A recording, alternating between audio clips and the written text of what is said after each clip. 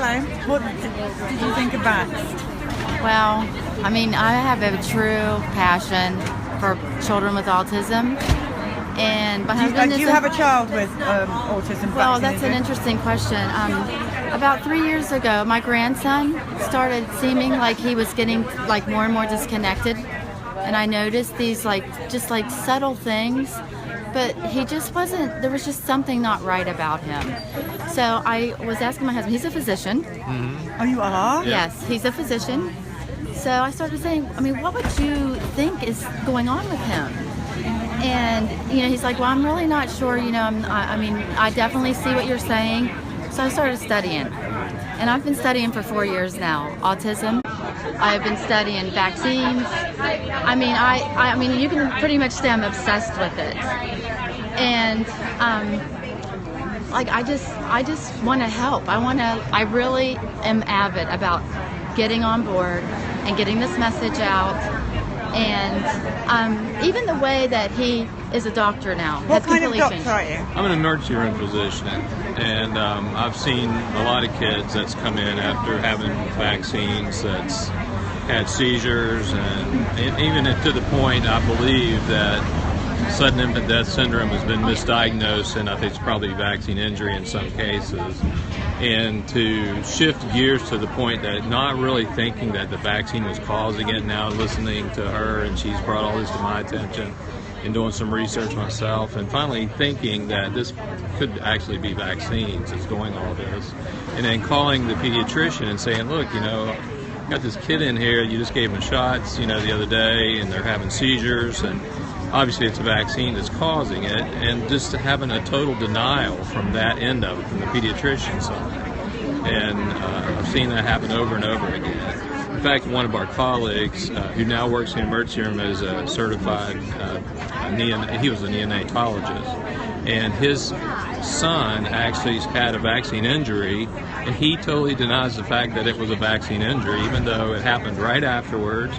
The child now has a form of what he thinks is like cerebral palsy, but I'm sure it's a vaccine injury. And I've spoken to him about it, and he's still in total denial. As a doctor, why do you think the pediatricians behave like that? Well, I think you hit the nail on the head. It's a huge part of their income. And plus, I think the medical community as a whole is kind of just ignorant. I don't think they want to hear this. They believe in people like the CDC, and when you start realizing that you can't believe those people anymore, it causes a huge problem for you in your practice. It has for me, even then when I start thinking about vaccines. That's just a little part for me because I don't give a lot of vaccines. It certainly has changed the way I give t-dap, because I don't give t-dap to hardly anyone. In fact, I haven't given it in years now. When you start looking at the incidence of tetanus and how many people actually get tetanus, it's ridiculous. They give everybody that comes in, even with a corneal abrasion. I don't even think there's even been a case of a corneal abrasion causing tetanus in the last 100 years, but yet the hospital wants you to give t-dap to people that have a corneal abrasion. And here's my husband. He refuses to take a flu vaccine. He's required as a physician. So what happens when you refuse to take a flu vaccine? I thought it was mandatory. Oh, this is so funny. Tell them about last year when you had to wear a mask. The hospital required us to have anyone that didn't get a vaccine were marked, so to speak, by wearing a mask.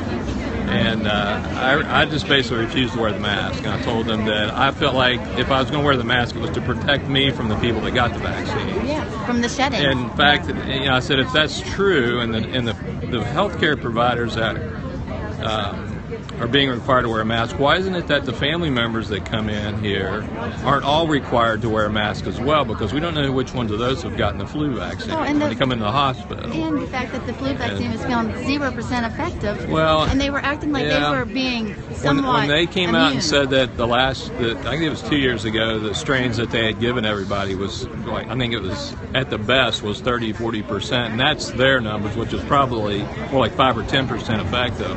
I said at that point in time, why isn't everyone wearing a mask? If that's true, because the vaccine was not effective. Are there other doctors that refuse vaccines and believe There are some that do that.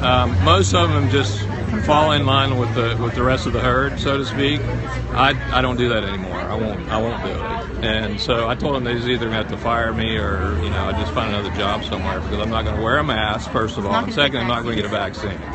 And I work in emergency medicine. I'm around the flu all the time. Do I ever get the flu? No. Why don't I ever get the flu? It's not because I don't get a vaccine. No, I think it's because I have a healthy gut. I take care of it. I take probiotics. I do things to how many gastroenterologists don't even know about a probiotic? Oh, yeah, that's true, too. It's amazing. If you're in emergency medicine, you go in and you find a gastroenterologist, a patient that a gastroenterologist is taking care of, and they're not even on probiotics. I'm thinking, what is... When you were at medical school, how much did you get taught about vaccines? Very little. Very little. And what you got basically was told, these are the things that you need to give to your patients. So it's all about giving it to... This is the schedule. You learn about adjuvants and you learn about the immune system and how it works, but as far as what the vaccine actually does, and you never heard about the negative effect of a vaccine. Never. And this is my question, is let's talk about adjuvants. Let's talk about the unnatural way that you assault the system with an adjuvant like peanut oil. My son has a peanut, the allergy that he could die from a peanut, and I truly believe it's from an adjuvant they used in a vaccine. Yeah, we did some study on that, and I think it was called adjuvant 19 or something like, or 16 or 19. I'm not sure which it is now, but it was made from peanut oil, and it was put into the vaccine as an adjuvant to help to make it work better. Yeah. But obviously, when a child is given, an injection of peanut oil, it doesn't go through the gut the way it normally is supposed to, the way God intended it, then obviously it can have all kinds of negative effects. I think that has caused some of this. So what did you think of the film, Vax? What did I think of it? It certainly reinforced a lot of the things that we've been studying, and my wife has been bringing to my attention. It's caused a huge dilemma for me, obviously, in the medical field, because now I'm starting to question a lot of the things that we were taught in medical school, first of all, and then secondly, it's also starting to just make me wonder about the CDC, all the people that send all the information to the physicians. Certainly, I think pharmaceuticals are heavily involved in the medical education portion of what we get, and it causes a problem. I'm shifted gears a lot. I think medicine is for emergencies mainly. I work in emergency medicine, so that's the only reason I can continue my career. If I was a pediatrician and I saw the film, I'd probably want to I'd get the heck out of it. Right, they do tend to walk out. Yeah, I'd get another one. Well, so look, I hope you keep your job.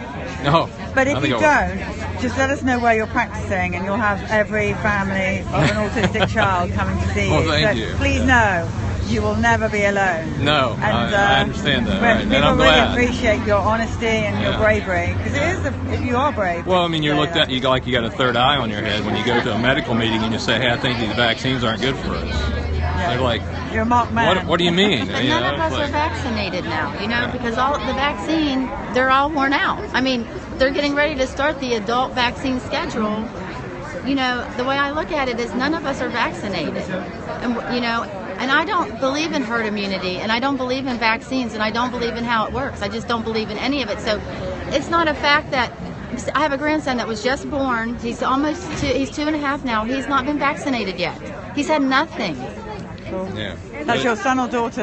That's our daughters. Yeah. Well, you're an amazing family. Do you know that? Well, it's just because of what we've learned. And it's Yeah. from going down this trail and studying the truth about vaccines. Well, and it's people like yourself putting Right. these kind of things out that's going to change things. Obviously, it's not going to come from the medical community, I don't think. I don't see that I think I know the parents are going to win this. Keep saying so, but it's people like you as well that speak the truth. Yeah, you guys are going to help us. That's the part of it. I think we need to somehow learn how to do that better. And I think when we do that someday, I think we may make some difference. Thank you. Thank you for telling the story. Thank you so much for your opinions. Thank you. I love you. I love what you're doing.